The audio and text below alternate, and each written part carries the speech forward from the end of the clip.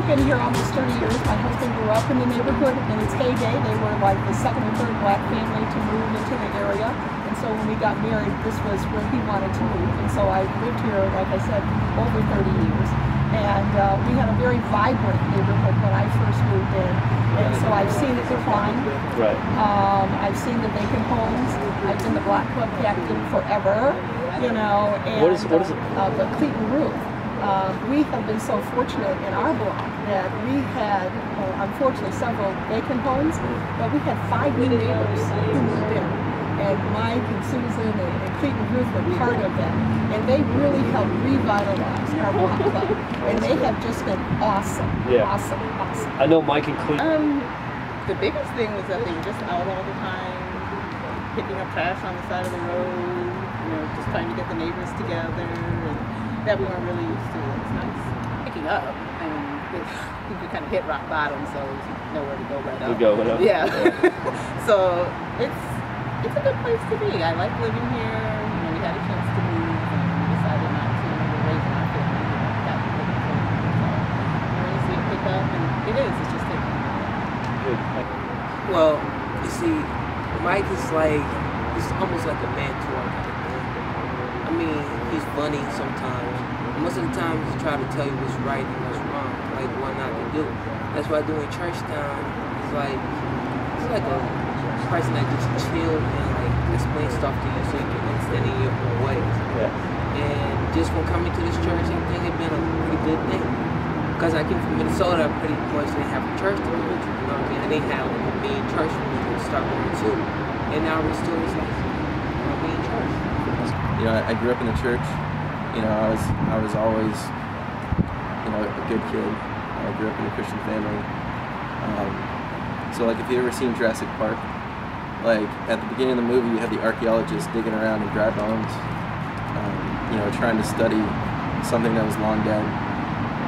And they try and imagine what it would be like to see these animals walk around the earth. But there's that part in the movie where they finally go to the island, they come over the ridge and they look down the valley, they see actual living dinosaurs walking around interacting with one another. And they're just, the look on their faces, just amazement. Like that's how it was when we got into our mission community. It was seeing the gospel play out in real life. And just that look of amazement was just on my heart, and I just can't ever look back. And so when we ended up coming to Detroit, when she found out her residency was going to be up here, we Googled Mission Community Detroit because we wanted to keep that in our life. And we found Restore on their website, got hooked up with Mike, and we've been coming ever since. This guy said, I don't believe in all that. I believe in being a servant leader, and that would make me your servant. And so, like, immediately, like, I was like, whoa, Detroit. And so Paul had long said, you know, hopefully we'll be moving to Texas, but hopefully it just won't be Detroit. Wherever we end up, hopefully it just won't be Detroit. And so I was like on the plane coming home from Detroit, and I was like, well, how am I going to talk about this to Paul? And so I told him the story, and I said, you know, I just want you to pray about it. I don't want to go somewhere you don't want to go. So he did, and after a couple of weeks of some really intense, painful prayer, the Lord spoke to him and said, I'm in Detroit, am I not enough? And so we obeyed, and it has been a really beautiful experience. And that's putting my part lightly, because the way, when she asked me to pray, like the way I prayed about it, I basically listed the reasons for Texas, like out to God, and I was like, all right, Texas is, I mean, I guess God bless Texas, so, you know, obviously it's going to be Texas. It's, you know, we had solid Christian friends that we met. We got on TCU. We had a solid Christian church. We had friends that grew up and were now leaders in the church. I had attorney friends that could get me a job easy in Texas. You know, there's a strong economy. It's a real safe place in Fort Worth. And then I'd list Detroit and be like, all right, I've never been there. I don't have any family there. I've got no friends there. I don't know, do they even have church up there? Like, high crime rate, poor economy, and how am I going to get a job, God? And that's the way I would pray it. And I just, would think obviously the answers would be Texas, but he never really let that go in my heart, and I didn't really have a peace about it. And so finally I took it to my pastor, and I just listed it out just like I said, and he said, look, I'll tell you a couple things. First, and then on top of that, like, we found Restore, and we found Mike and Susan and Cleet and Ruth, and you know, the relationships we built up in the neighborhood, and we continue to grow in missional ways. Yeah, I was going to ask. It's just, you know, living missionally down here, just getting to know the neighbors, and it's just opportunities to show and tell Jesus in that way. I think that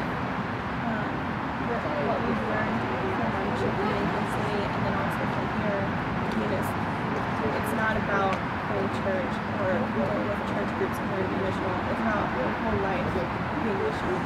Every part of your life, your job, the people that you hang out with in the evening, the people that live right next to you, and you know, we spend a lot of time talking about Restore, the people we live next to in Grosse Pointe, and everyone's, I mean, it's never failed that I talk about that and people are, there's a reaction. I mean, be it a violent,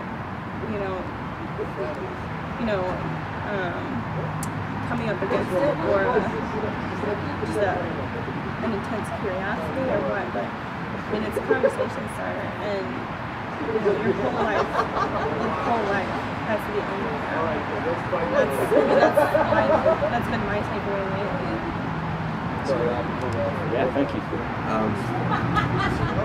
The mission of Restored Church is to show and tell Jesus to our neighbors.